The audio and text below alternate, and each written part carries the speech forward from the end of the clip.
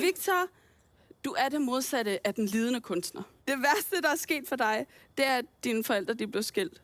Og det gjorde de altså, da du var 20 år gammel, Victor. Ja.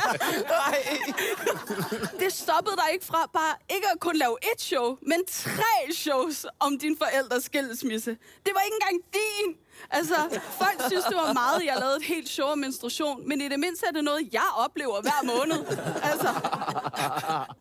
Faktisk, så kan jeg fortælle, at mine forældre, de blev også skilt, da jeg var 20 år gammel.